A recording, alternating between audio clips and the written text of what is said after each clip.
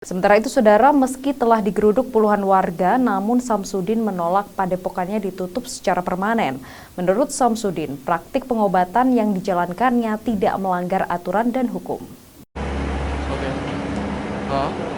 Mediasi ini digelar Polsek Lodaya Barat bersama perwakilan warga dan pemilik padepokan Nurzat Sejati Samsudin.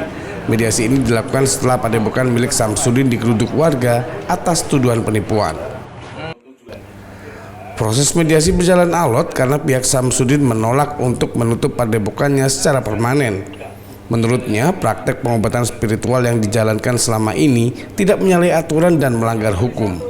Tanggapannya itu kan pertanyaan mereka yang perlu untuk saya jawab gitu. Kalau mereka itu semuanya menanyakan apa, akan saya jawab pertanyaan dari mana kitabnya, dari mana ilmunya, ngajinya dari mana, lalu bagaimana proses pengobatannya, karena ini ilmu hikmah, ilmu rasa gitu. Jadi kalau mereka bertanya akan saya jawab.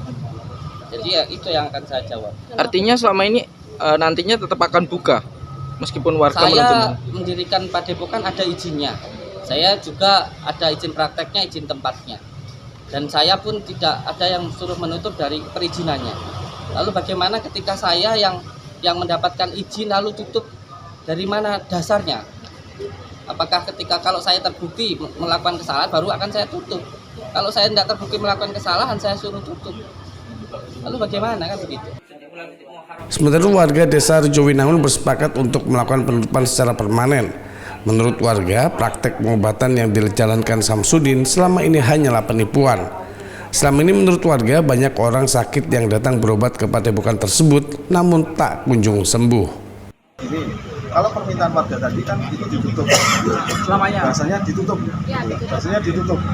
Rasanya ditutup dengan pertimbangan. Tadi saya menyampaikan hari ini ada dua psikologi yang harus kita jaga.